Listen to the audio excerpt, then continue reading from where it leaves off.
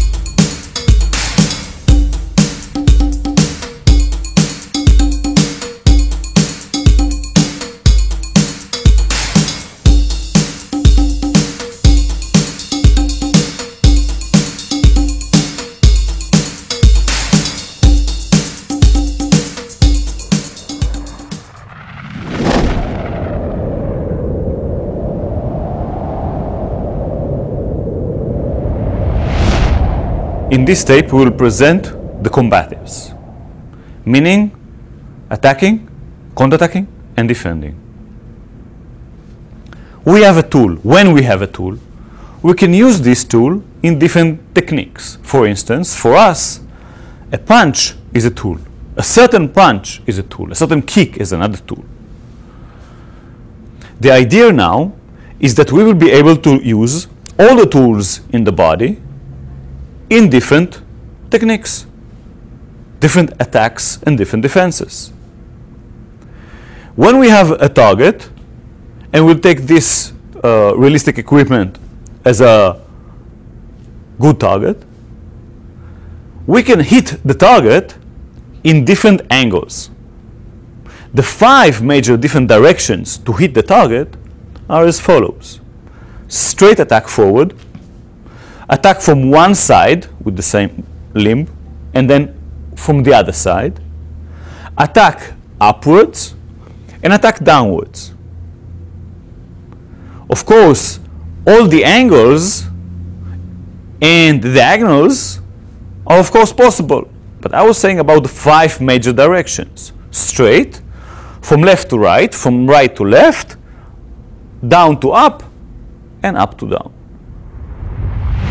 When we talk about distance, the striking distances, we have the long range, we have the intermediate, the medium range, and we have the close range with the hands, with the head, with the knee, with the foot.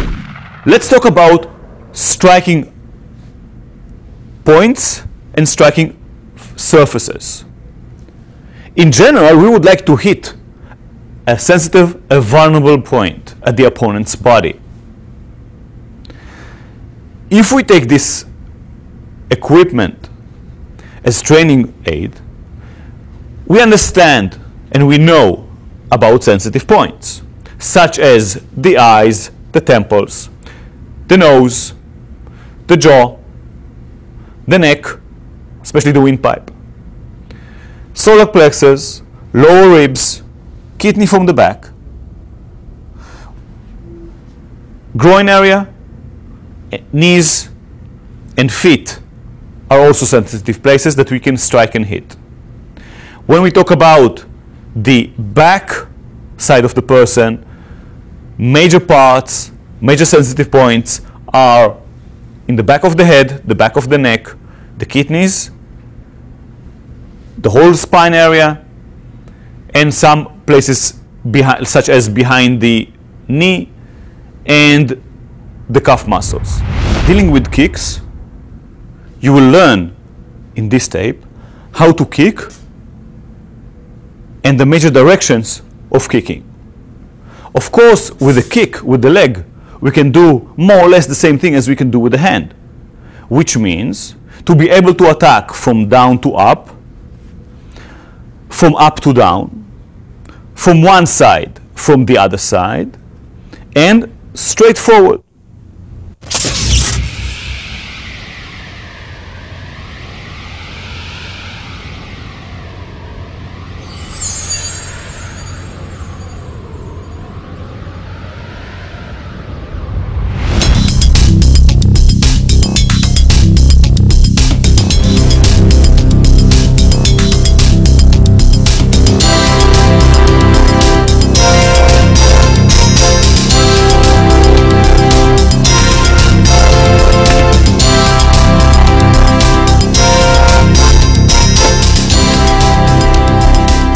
When you are going to be attacked, if you're going to be attacked, you may be positioned in different positions.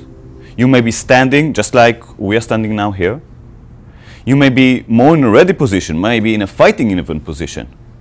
But maybe the attacker will come from the side. If you'll have the ability to prepare yourself better to a fight, you should get into a fighting stance. In the fighting stance, both knees are a little bit bent, shoulder width apart between the feet. The back heel is raised. The forward foot is turned a little bit. From a side view, you will see these points, and notice also the position of the elbows, relatively low, protecting the area of the ribs. The palms are about chin's height.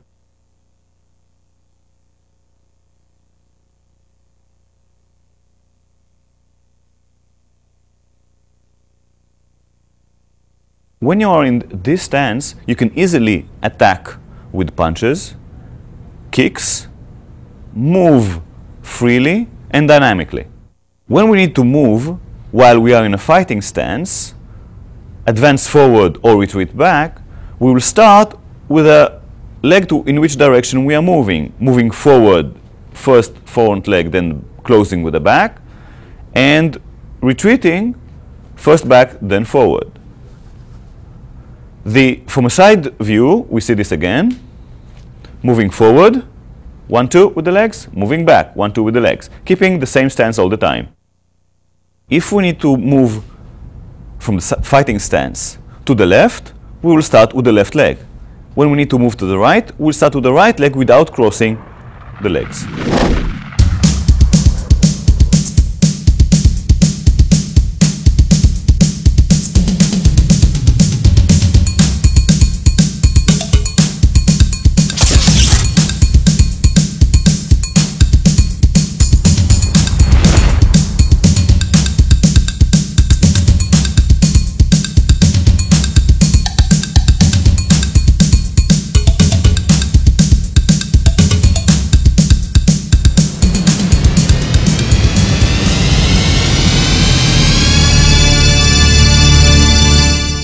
We'll teach now how to punch. First, bring your hands to height of the chin. We'll start sending the hands forward and back lightly and slowly, keeping the palm vertical, keeping the hand vertical. Let's see this from a side view.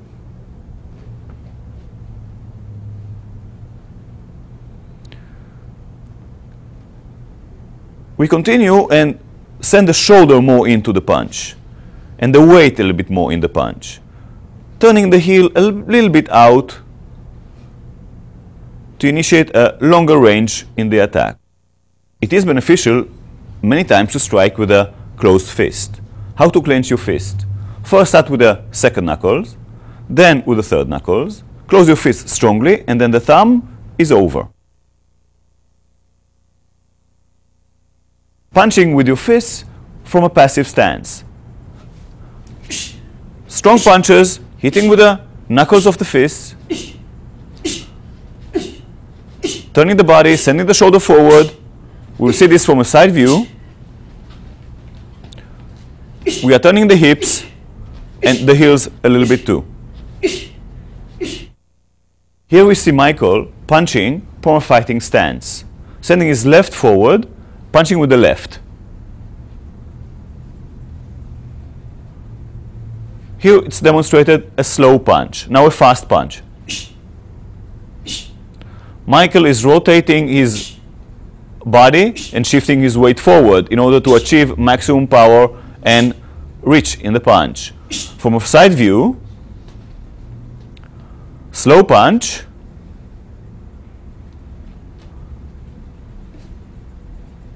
shifting the weight forward, rotating the body, turning the body to reach maximum reach and power in the punch. A fast punch,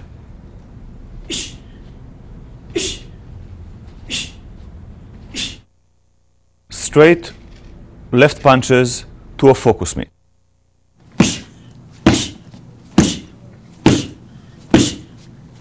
we emphasize fast recoiling of the attack. We demonstrate now punching with the right punch with a closed fist from a fighting stance. Michael starts with sending his hand forward, shifting the weight forward, and then turning the body. He is hitting with the two knuckles as with the left punch. His waist is turned and the heel of the back leg is turned a little bit also. With this he can generate a strong punch, shifting the weight forward. From a side view, we can see the punch clearly. His chin is tucked a little bit down to protect him from getting a knockout, a punch. Seeing this from the other side, we can see how his shoulder is being sent forward to gain maximum reach in the punch. Fast punches. A side view of a fast punch.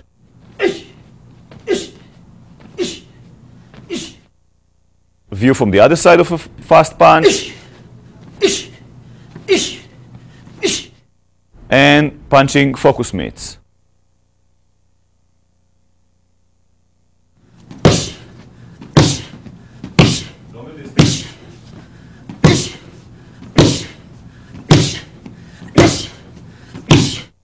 Michael is demonstrating now a combination of two straight punches left and right.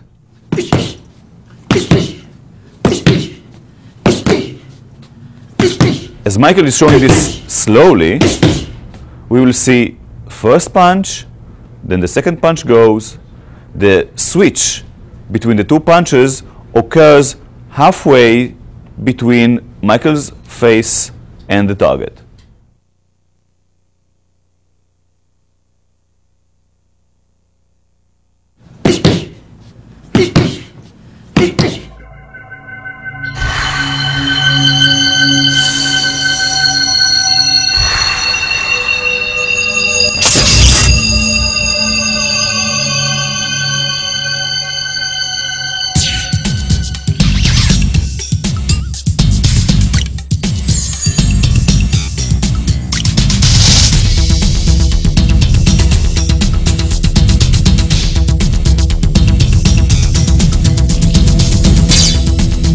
Next, we examined the delivery of the hammer fist punch.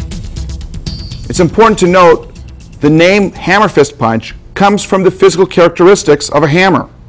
The forearm of John, as it is positioned in this point in time, is similar to the handle of the hammer.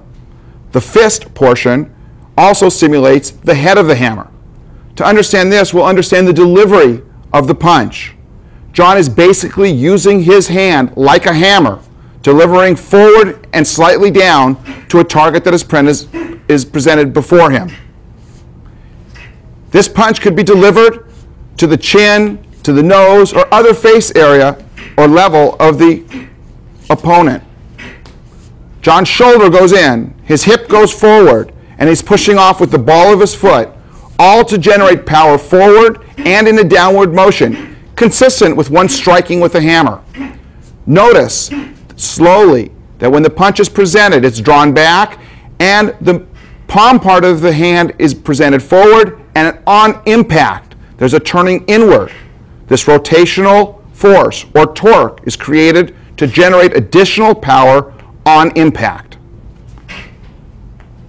From a forward view,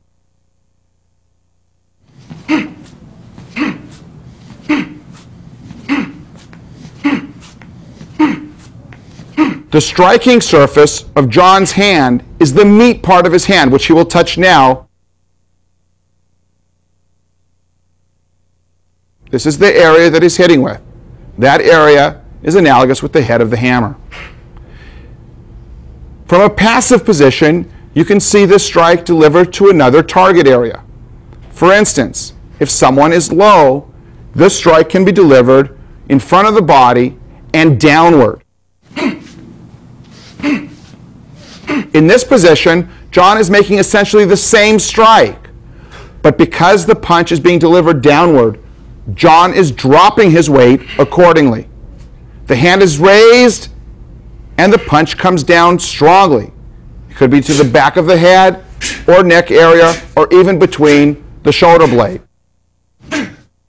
From this view, we can examine another possibility in the delivery of the hammer fist punch. If the threat is to the side, but beyond the distance that is appropriate for an elbow strike, John will employ the hammer fist punch to cover distance quickly and deliver and reach the target that's at a further distance. John uses the hand swinging up and turning in. His weight is shifted toward the target. His hip and shoulder roll out to make power in this punch delivered to the side. He also lowers his head so that he is protected slowly behind the delivery of the punch, so that it would be more difficult for him to receive a blow from the opponent. This punch can also be delivered from a passive position and can be followed up with further attacks.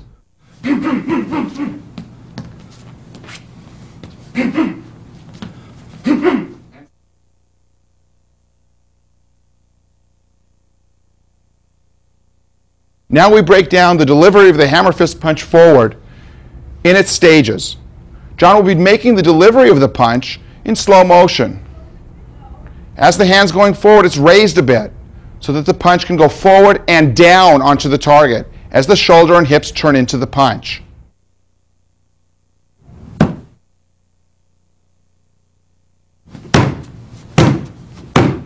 Now examining the hammer fist punch downward for a low target. The delivery of this punch is down. The weight will be dropped down. The hand is presented over the target and it starts to go towards the target with the palm down. Before actually making impact, the hand is rotated to hit with the meat part of the hand, the head of the hammer, so to speak, to deliver maximum power from the rotation that's included in this strike. John's weight drops sharply.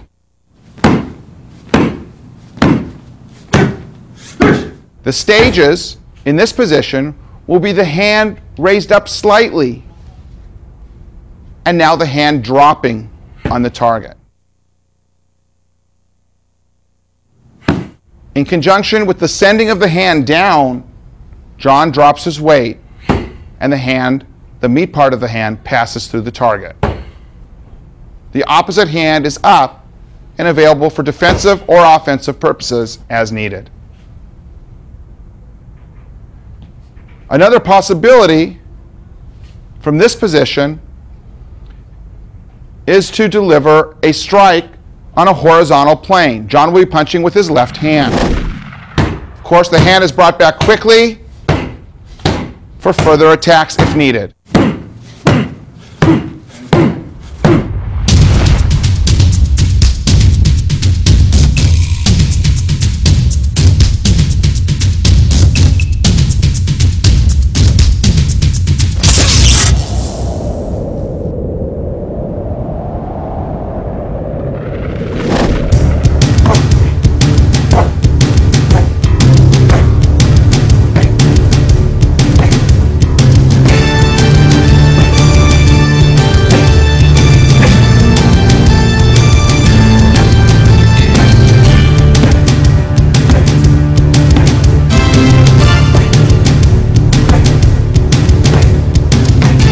Punch is an important tool in the fight because of the power that can be generated in a relatively short distance.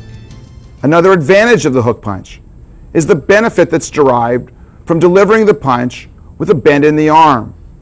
This bend in the arm, the hook so to speak, allows you to pass around any possible defenses in order to hit the target. The body is turning into the punch, pivoting on the feet, turning the hip and shoulder in, along with the hand being exploded towards the target.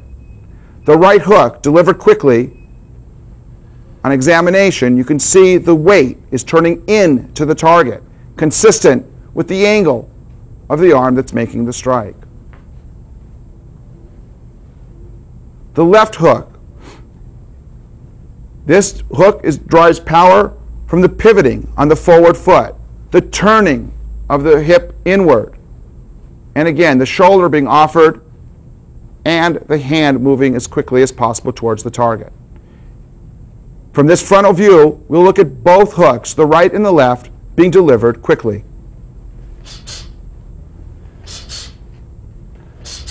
Notice that Amir's chin is down, being protected by the shoulders from any attack.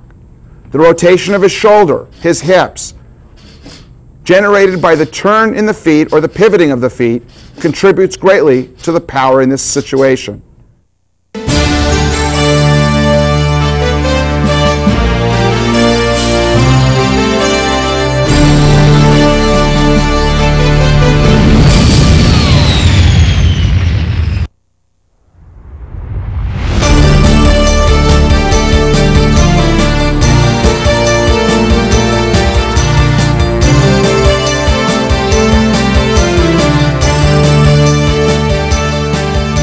In the next series of strikes, we're going to examine the uppercut punch. This punch is particularly relevant when the target is at a downward angle and we're able to come up and underneath the target, passing through the target with a punch.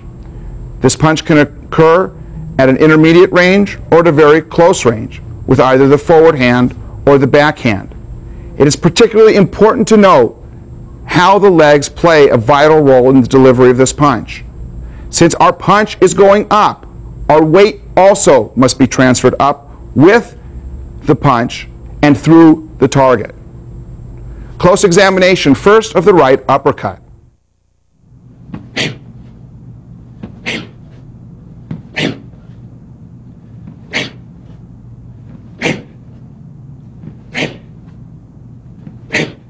In slow motion, what's occurring in this position is the target is low. Amir lowers his body with his weight in the right leg and also in the forward leg. The body then shifts forward towards the target, with the hand leading the punch as the body is being raised. The punch travels through the target area and extends a bit forward.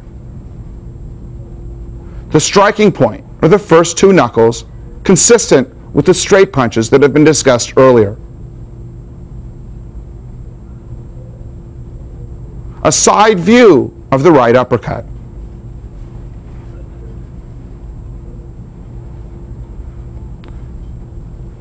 Notice what a vital role the right leg plays in the lifting of the body in exact timing with the punch. Amir drives his weight up with the right ball of the foot. The opposite hand covers for a measure of protection against further attacks that could be delivered, and quickly.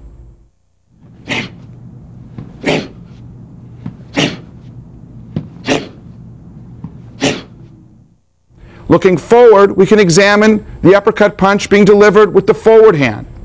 Although this does not offer as much power, the shifting of the weight and the driving of the leg contributes to a powerful strike.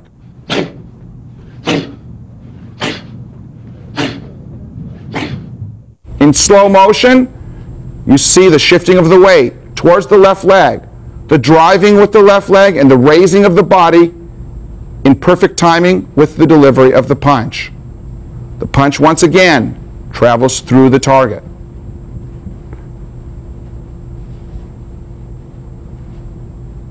And a side view of uppercut with the forward hand.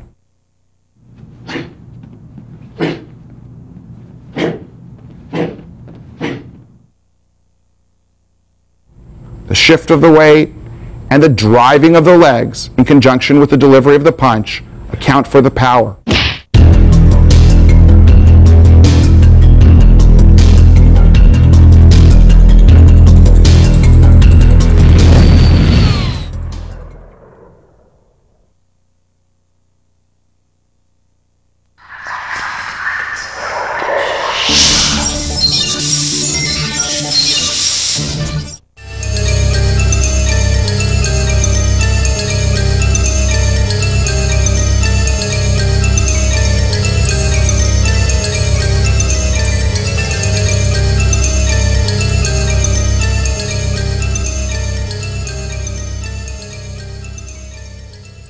In this scenario, we're going to deal with close range attacks, specifically elbow strikes.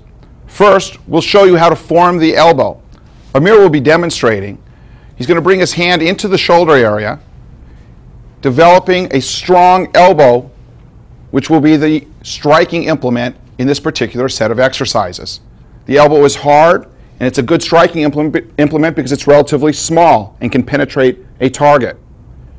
To note, there are two planes in the system that we use to develop our elbow strikes. One is a horizontal plane and one is a vertical plane. With regard to the horizontal plane, Amir will now show the full range of motion both in front of him, to the side, and around him, a bit more than 180 degrees. This plane really means that any elbow strike with his right can be delivered anywhere along this plane using the technique that we will describe in a moment.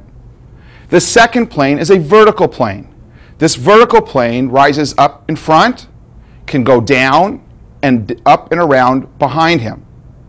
Combining this with the other hand, he has a full range of motion 360 degrees around him and sphere-like up and over the top of him so that he can strike any target, whether it's down, to the side, behind him, or in an upward motion. We're going to do a series of 7 elbow strikes. Amir will be using his right elbow. The 7 strikes encompass the various points on the 2 planes that we discussed earlier. First of all, the first 3 strikes will be horizontal. The last 4 strikes will be along the vertical plane. Strike number 1 is forward and around, striking someone in front of you. Again.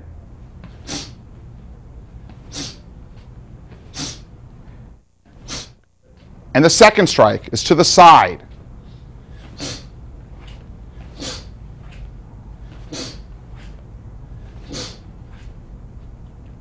The third strike is for someone who may be a disturbance or a threat behind you.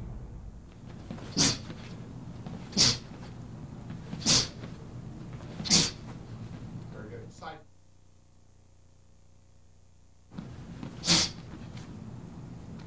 Continue.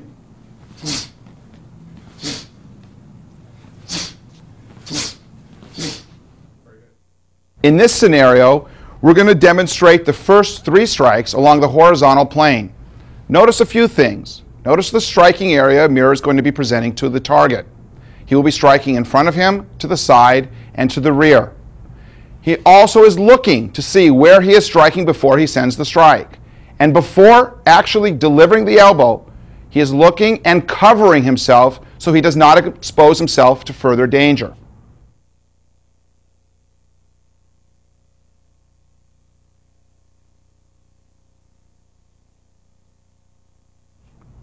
Each strike recoils so that we can attack again if necessary.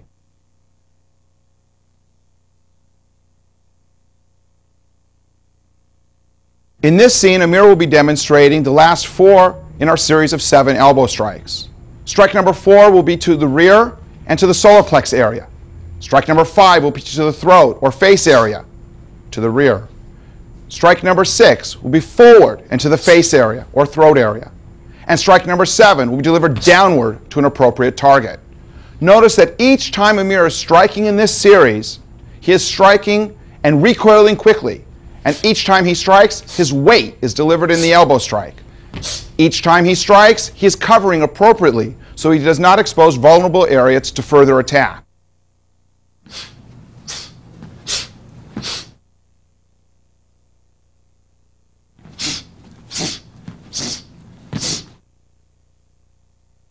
In this next series, Amir is going to be demonstrating the last 4 strikes in our series of 7.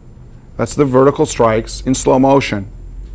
Watch for his balance, watch for his ability to recoil, and watch how he looks at the target before striking while covering to make himself safe. Please. To the solar plexus, to the chin or face, striking forward to the face, and striking downward to the appropriate target.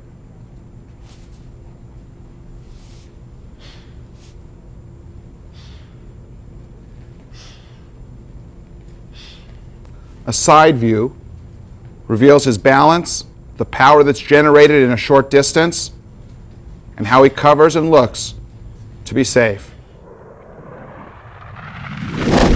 An important element in striking is to use a variety of weapons.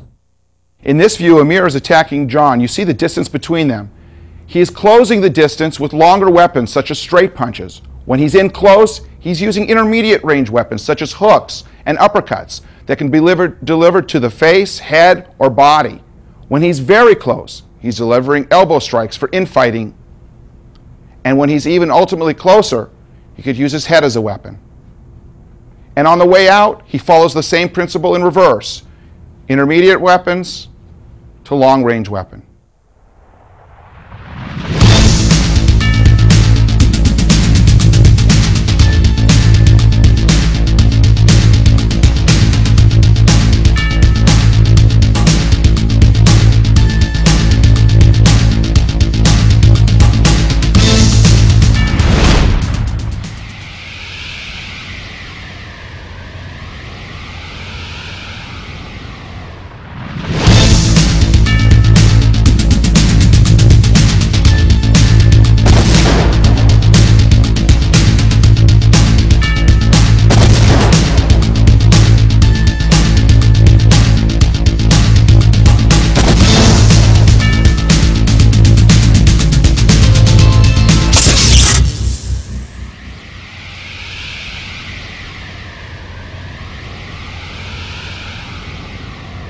Up to this point, we've demonstrated striking with the hands and elbows.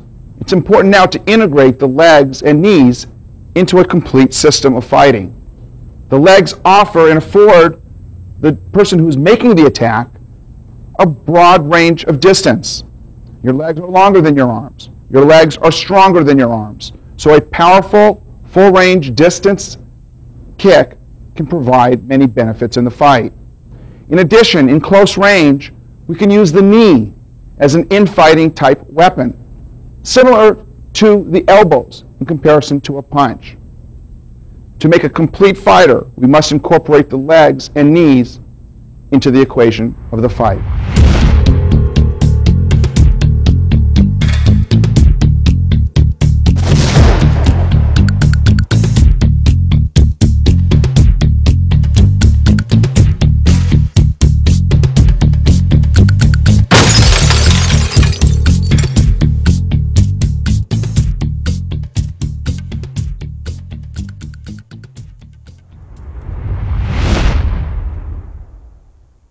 In this next scene, we view front kick to the groin.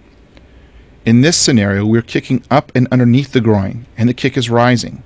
Generally, the kick is delivered with the instep of the foot, approximately at the same area one would tie their shoes.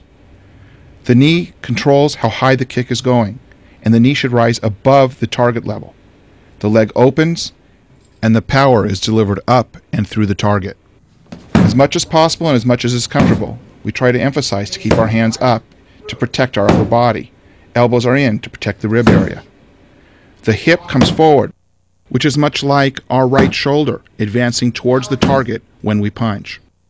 Note what is occurring with the base leg. As the kick is on its way being delivered to the target, the base leg, the heel of the base leg, turns inward so that the hips can extend forward and deeper to develop greater range in the kick and greater power. You can land forward depending on if you make contact and it's appropriate to do so, or in some situations it'll be appropriate to recoil and bring your leg back and behind you. In either case, one should be ready and prepared to follow up with counterattacks that are appropriate for the circumstances. In slow motion, we're viewing the kick in its stages, the knee rising and the leg opening and closing, our hands staying up to protect us, and also leaving our hands in a position where we can give further attacks. If we're close, instead of the top of the foot being the striking area, we can strike with the shin. The shin is a very hard surface area and can do great damage to the groin.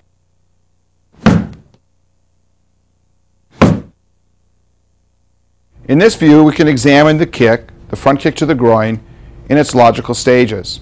Kevin will assume a fighting stance and slowly will deliver the kick in its entirety.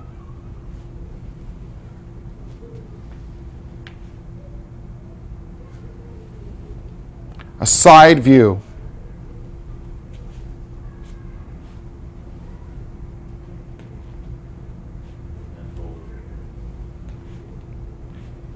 It's possible that the kicker will want to land forward. If he's successful in reaching the target, there's no sense in bringing the leg back. However, if there should be a reason to retreat, it is also possible to bring the leg back and resume your fighting position from that distance. The stages. As in all attacks, we want whatever the striking implement to be to move toward the target first, to avoid the problem of telegraphing. Here we are striking with the top part or the instep of the foot. The foot will be jumping towards the target first and will lead the attack. The knee is folding and the kick is delivered. A side view. The knee is rising with the foot going towards the target immediately. 1 is the knee up, and 2 is the knee out and back, and 3 is the resumption of the position from which to fight further.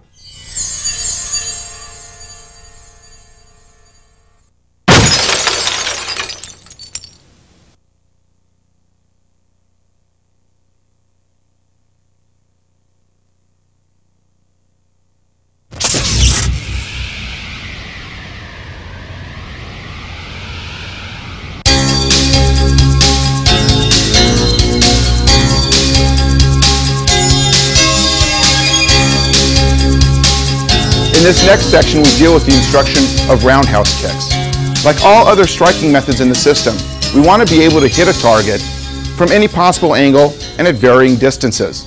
Our roundhouse kick is delivered up and around, and it can be delivered at a very acute angle, or it can be delivered on the diagonal angle. And of course, should the opponent be on the ground or the threat be on the ground, still viable, the kick can be delivered in a downward angle. Because the turning of the body, the use of the hips, and the full range of motion involved in this kick, it is a very powerful target. It can be delivered to the leg, it can be delivered to the torso, it can be delivered to the head level. In this view, we can see the roundhouse kick being delivered with the right leg. There's no telegraphing of the kick. And in fact, what is occurring is the knee is being raised and leads the foot. The knee also extends beyond the target. The hips are turning in and the weight is being turned into the direction of the target. Power is generated in a relatively short distance. Notice also that Jared, as he's kicking, keeps his hands relatively up and in a protected position so that he is safe from any additional attacks that may be sent in his direction. In slow motion, please. Like other strikes, the striking implement, which is the top of the foot in this case, leads the kick. As the foot is coming forward, the knee is bent and remains bent as the kick passes through the target. As the knee passes the target unobstructed, the knee is opened and the foot is creating power on the pad in order to catch up with the knee. The turning of the hip, the turning of the shoulder inward, and the placement of the body weight ensures that this kick will have power. Specifically here we note what is occurring with the base leg. As Jared is kicking, it's important to note that basically the base leg is on the other side of the target. This will ensure that when kicking, the kicking leg will want to pass through the target and not merely to the target. Of course, as Jared is kicking, he is shifting his weight and pivoting on the ball of his foot. This also allows further range of motion. Should Jared be closer to the target, he will be delivering this kick with the shin. This is a very, very hard striking surface and can be delivered to various areas on the body to cause damage. Here's an example of the various levels at which this kick can be delivered. A kick to the leg is very strong, and also because of the sensitive nature of the muscle at the quad area of the leg, inflicts great pain. Such a kick can even deaden the feeling in the leg. Notice that Jared is turning his body very sharply and that he's delivering the kick with his shin. His right shoulder is up to protect him as much as possible from any punches or other attacks that may be thrown at him. This same kick can be delivered to the rib area. This essentially is the same type of kick. And of course, at this level, the kick can be delivered with the top of the foot,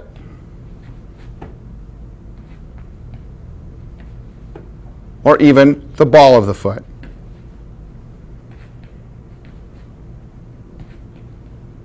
The kick can also be delivered with the shin, the ball of the foot, or the top of the foot at the head level. With Wade's hands in this position, Jarrett will deliver the kick around Wade's left arm. He is using the foot in a flexed position and kicking with the ball of the foot to reach the target, up and around the raised arm of Wade. If Wade's hands are lowered, and if Jarrett prefers, he can kick now with the instep. It's not necessary to go around any possible block or defense. And of course, as demonstrated earlier, you saw that Jarrett can deliver the kick with the shin to the face. In this view, we can see the development of the kick. Comparing it to the front kick, it's similar in nature, very similar. In fact, the front kick is delivered on a vertical plane forward. As the angle of the kick changes towards the diagonal, it's now approaching a horizontal angle. It becomes the round kick.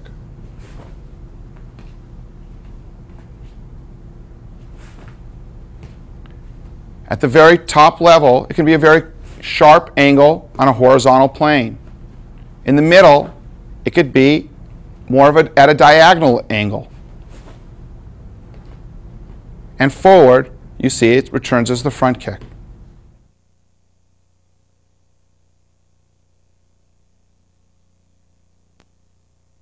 In this view, we'll examine the round kick delivered with the forward leg. Again, we'll draw the comparison between a front kick. It's a similar kick. From this position, you can see the knee raising for the front kick.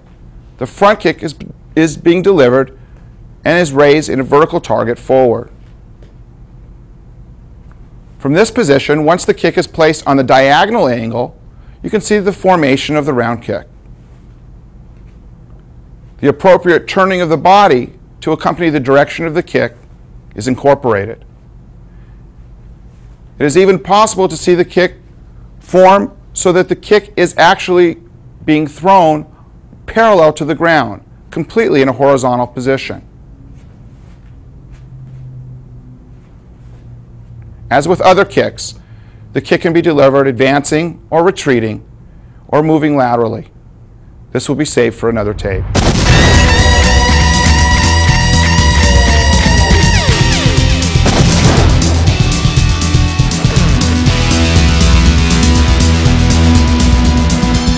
We are presenting you now with another family of kicks.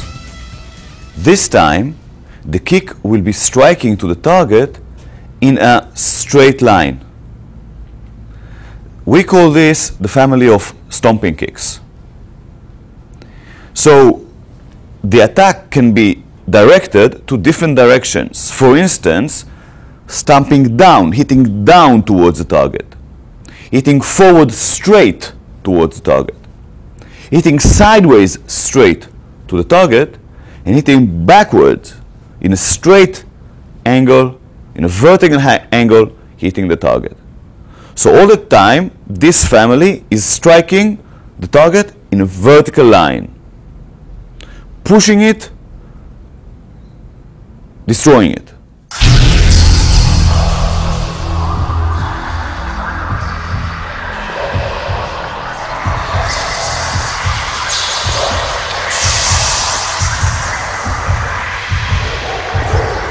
Jarrett will demonstrate now stomping kick down to a target.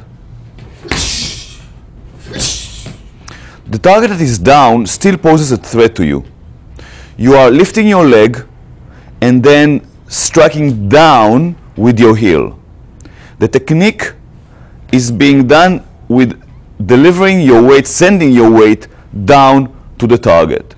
You see that we use realistic training tools to enhance the learning.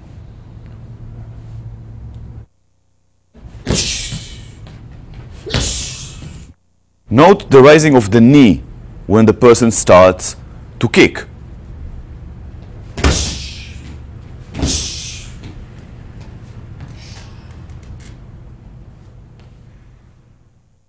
When you're being attacked in a bear hug, one of the things you can do is strike down with a stomp towards the instep, the toes of your opponent. This is just part of the technique that we have against the bear hug from the rear.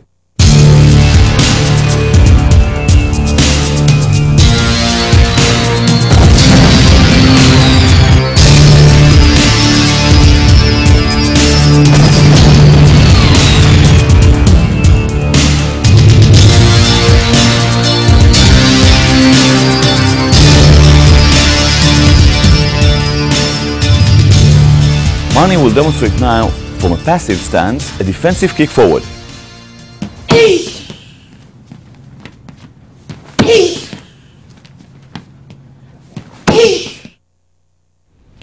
We're using this technique to push the opponent backwards, slowly. Mani is raising her leg, the knee is directed towards her shoulder, and then she is sending her heel forward in a straight line towards the target. We'll demonstrate it now fast from a fighting stance.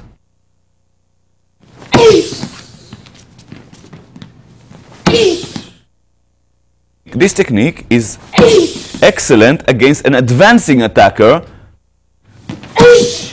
to stop him. Mani will demonstrate now the stages of learning for the defensive kick forward. We will start with stomping down, shifting the weight towards the target, starting with raising the knee. Now the kick will come more and more forward and up, as if the target is rising, and a bit higher. Notice that Mani is bringing her knee towards her shoulder, and she's shifting her weight more and more forward to create more of a push and more of a stronger kick towards the target.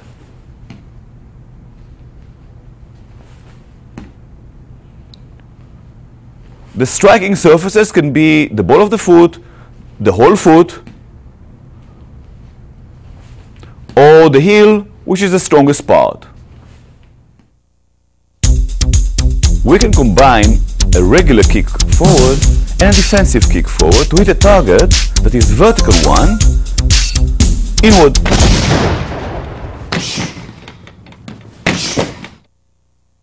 Jarrett is lifting his knee and then kicks forward with the ball of the foot.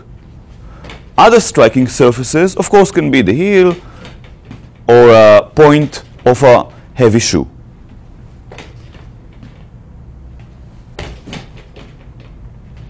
And now with the forward leg. From a correct distance, Jarrett will kick fast towards the solar plexus and slow, hitting straight inward. And fast 2 times again.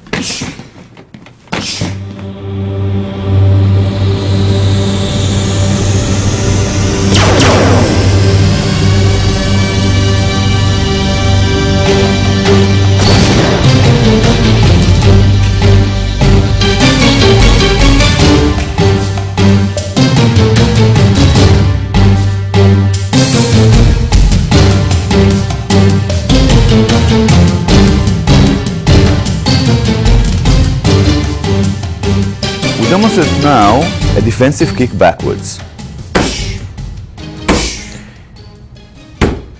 You raise your heel backwards and then send the whole leg backwards in a straight motion. You must be looking towards the target, hitting with the heel, and the toes should be as much as downwards as possible.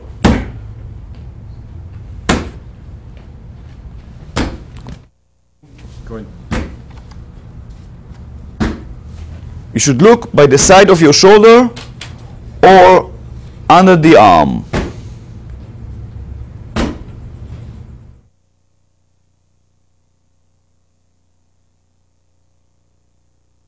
Jared will demonstrate for us now the learning stages of the defensive kick backwards.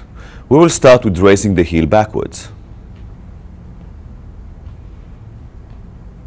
Now we continue with bending forward, looking backwards by the side of the upper arm. Now we deliver a kick backwards. It is a straight kick backwards, sending the heel straight from the area that it brought to the target.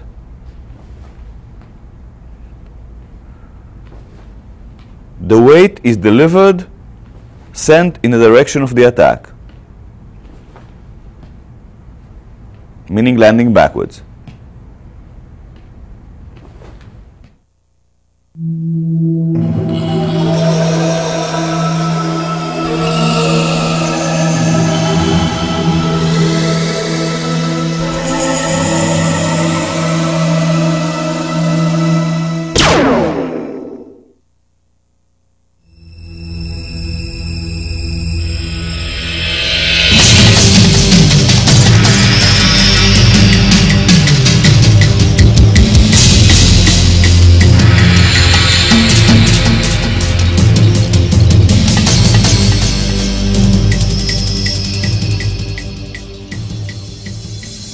Jared will demonstrate for us another member of the family of the stomping kicks. This is the side kick.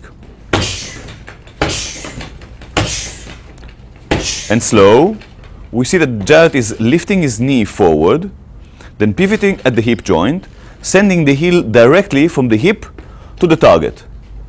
To initiate a strong hip movement, he is also pivoting at his base foot. The weight and the hip are directed towards the attack, towards the target.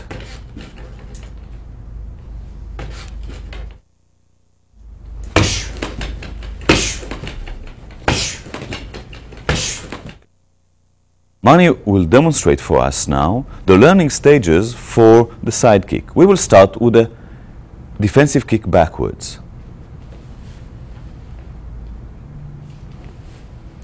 Then we will turn a little bit to our right and kick to the same target as before, which is diagonally behind us to our right.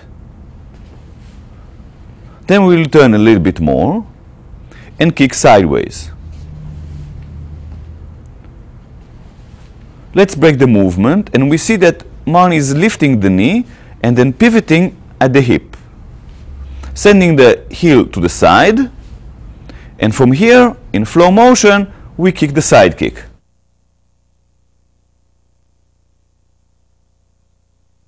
The side kick can be delivered to different heights, such as the knee of the opponent. We are also bending our base knee, or at the midsection, the lower ribs of the opponent, or even up to his head, if you are flexible and able.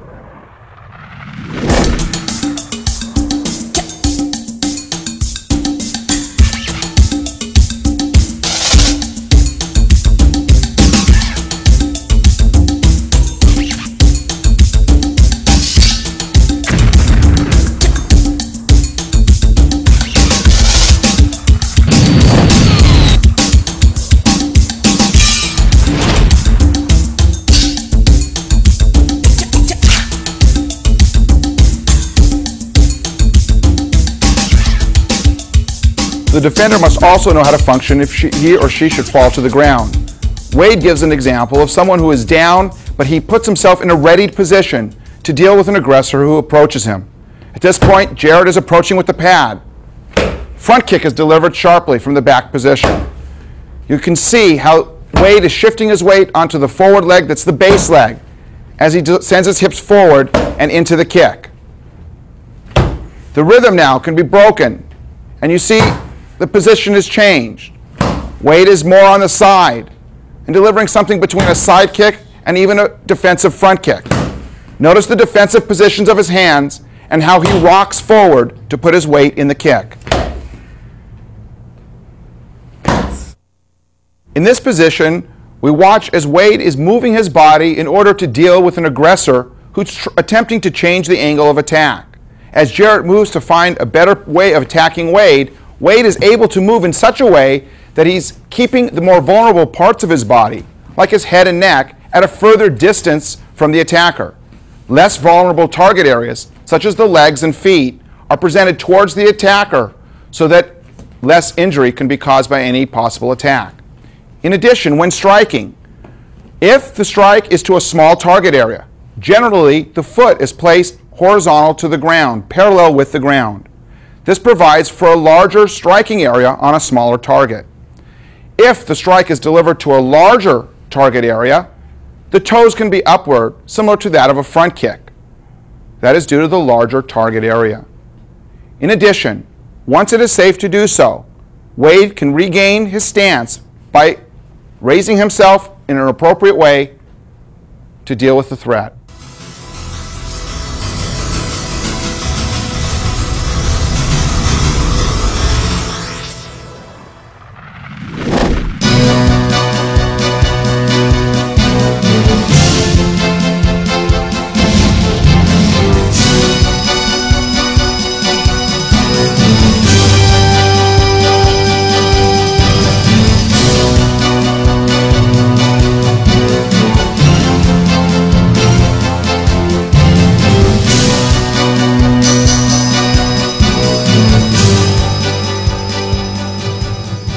As previously mentioned, we want to be able to strike at appropriate distances. That distance may be far, or distance may be at an intermediate range. And of course, we must operate in close. When we were talking about punches, we were making long punches, and when we got in close, we reverted to the elbow strikes or even a headbutt. Now, in addressing what we're doing with our legs, at a further range we're kicking, and as we get in close, we make the variation and change to using our knees. Our knees can generate a great deal of power in a short distance, and it allows us a variety of tools in the fight. In this view, we'll watch Marnie as she delivers a variety of powerful knee strikes to the target.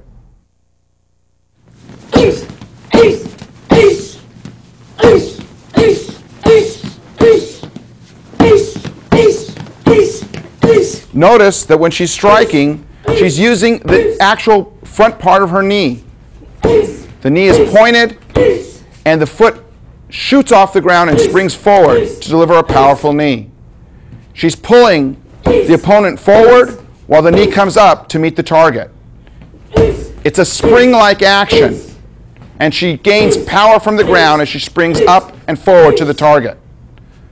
The knee is pointed. The striking area is the knee itself, not the thigh. This smaller striking area offers more penetration than the larger area, such as a thigh. Also, it is a much harder striking surface than any other possible option in that area. Marnie will now demonstrate a series of knee strikes slowly. First, the catch. You see, as Marnie is delivering the right knee, she is pulling the target towards her. The combined force of the pulling of the target and the outward delivery of the knee gives greater power. Also, you'll see how she's pushing off with the ball of her foot as she gives the knee. It explodes forward, and she strikes with the actual front part of the knee. It is possible to grab someone around the neck, and in this case, she puts her elbows together as much as possible so that the opponent will not have the ability to slide their head out and escape her grasp. A side view also shows another possibility. Here she can grab the shoulders of the person she's giving the knee to. You see also her hips involved in the delivery of the knee. You see how she's pulling the person forward. And you see how her hands are up in a position that covers her face, and her head can be buried to avoid any possible strikes to that part of her body.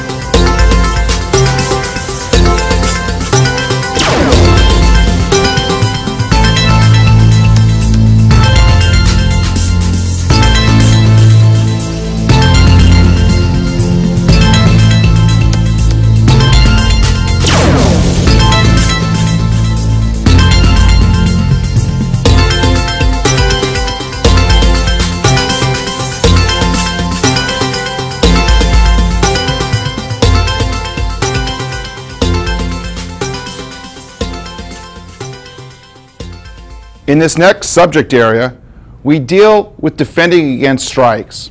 In particular, we're dealing with those strikes that come from an outside angle in. The exercise is called 360-degree defense because we are defending at a 360-degree range around us. This exercise is also used as a training method to develop peripheral vision so that we can pick up on movement on the outside. Our defense is foundational and is created at a 90-degree angle to stop the given attack. Later, we'll be adding counterattacks so that we are defending and attacking together to stop any subsequent attacks.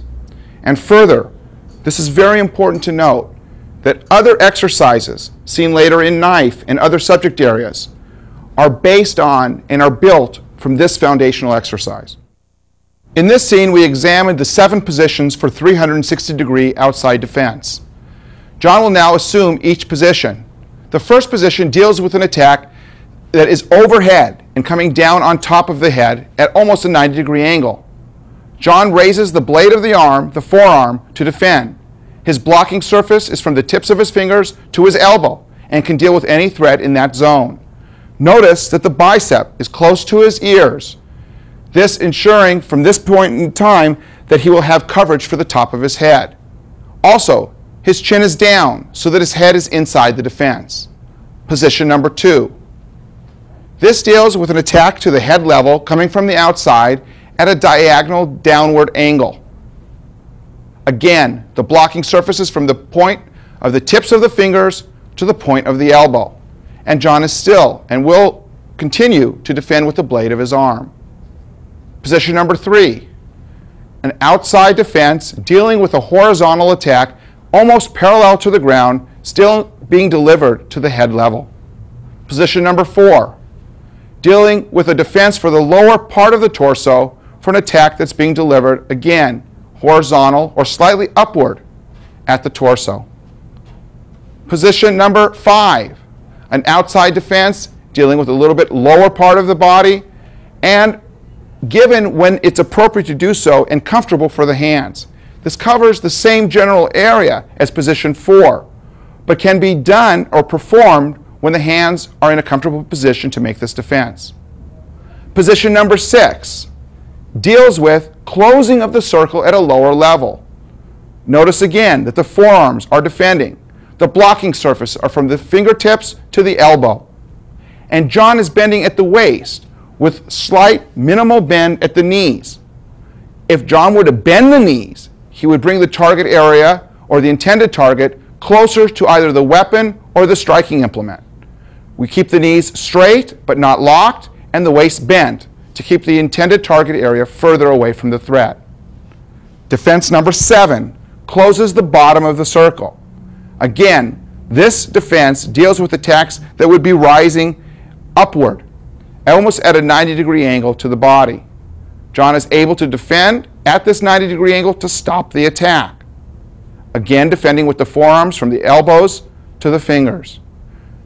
A side view of each defense as presented with the right arm. 1. Defending the top of the head. Again, please. Notice how John is rotating his hand in a chopping-like motion and putting his weight in the defense and slightly forward. This allows for the defense to be strong, and we are almost defending with an attack. Defense position number 2, dealing with those attacks that may be delivered at a diagonal angle downward. From this position, John again rotates his hand outward in a chopping-like motion to attack with the defense rather than just placing his hand in a stagnant position. Defense position number 3 deals with a horizontal attack parallel to the ground.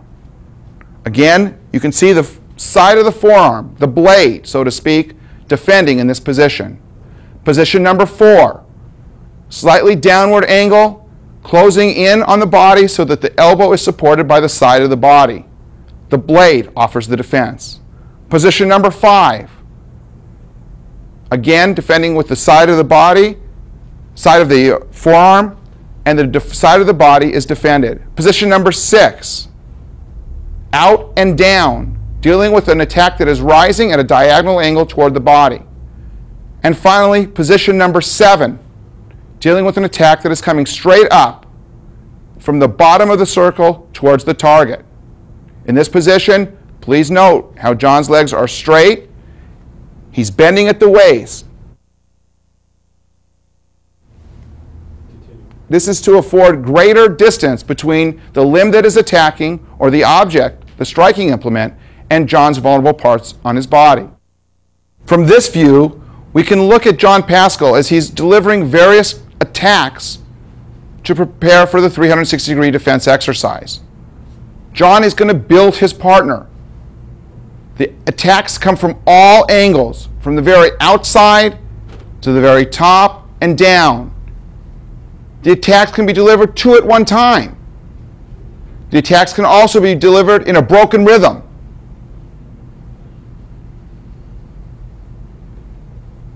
Two arms or single arm.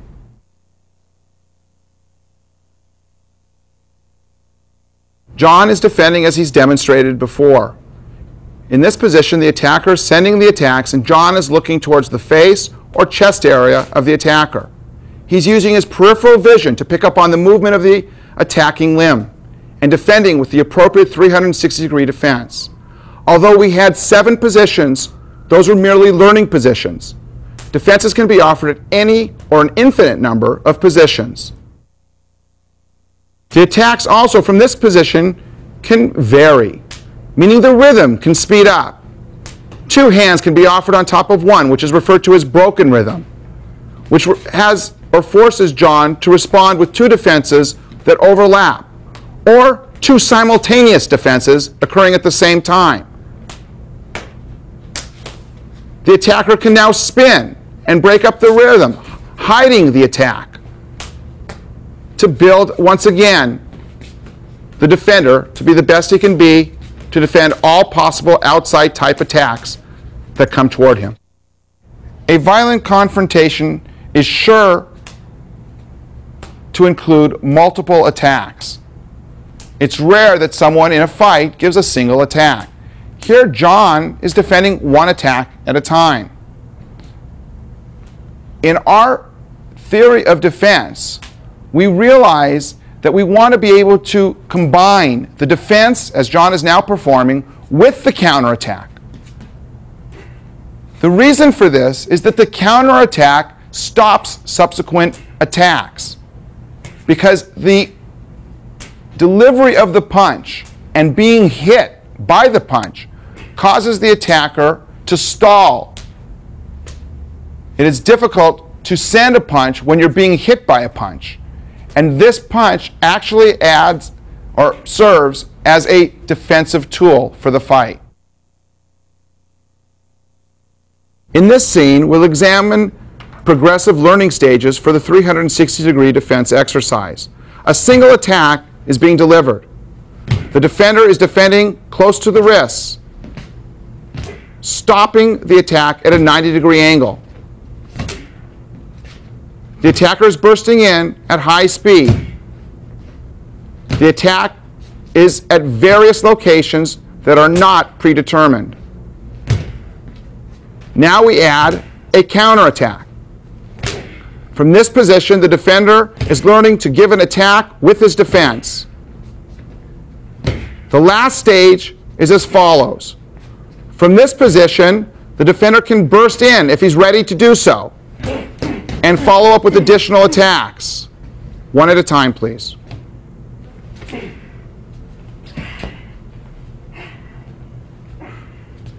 From a basic exercise, we're developing the tools you need to make the fight.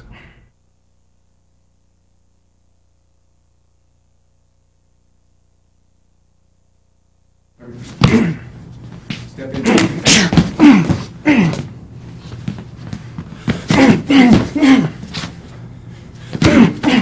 No punches here.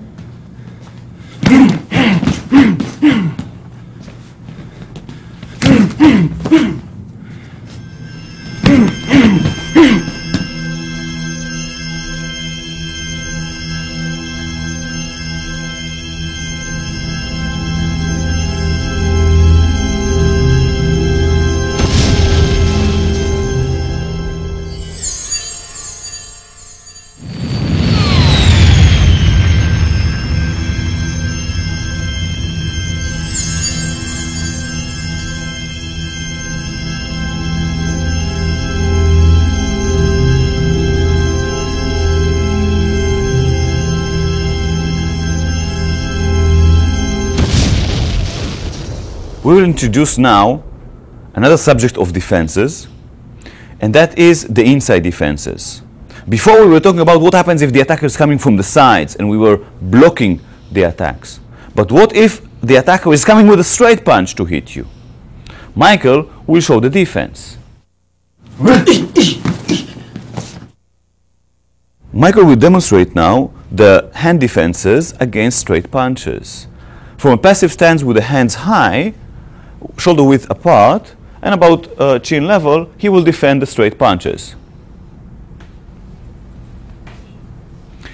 You send your palm diagonally forward.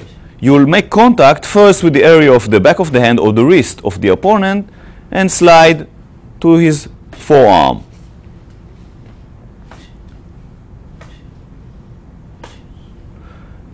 You are also making a body defense, moving your head outside from the line of the attack. We can see this very good if Michael will be with the back to the camera.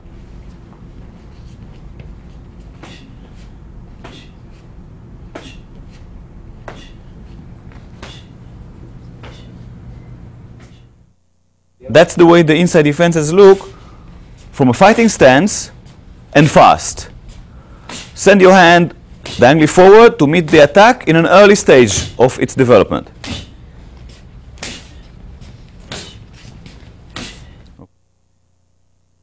This is the first stage of learning. Now we add the body defense, moving the head to the opposite side as the defending hand moves. This way, the attack will miss you. So you have two enhanced defenses, the hand defense and the body defense.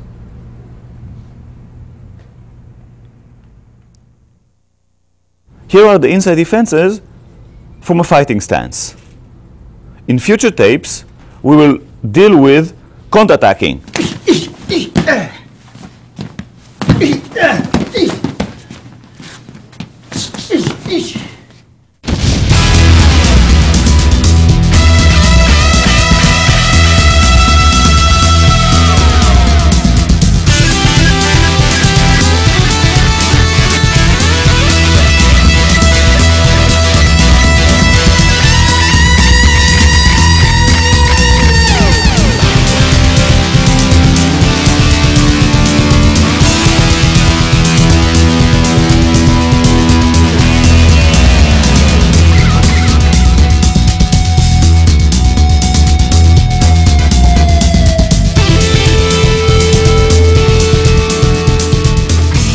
These were the combatives. These were the tools that you need. These are the weapons that you need. Punching, kicking, all techniques, directions.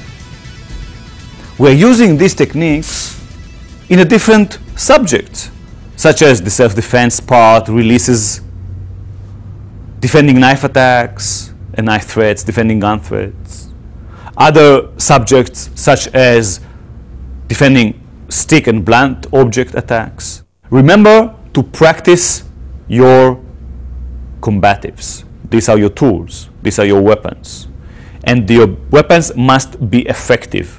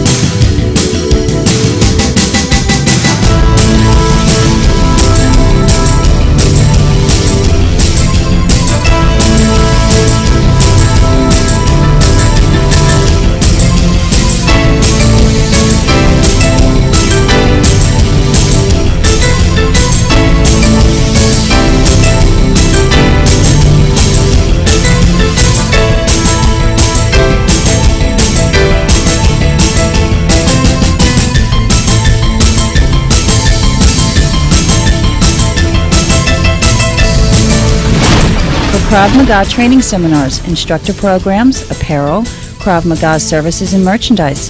Visit our website at www.kravmaga.com.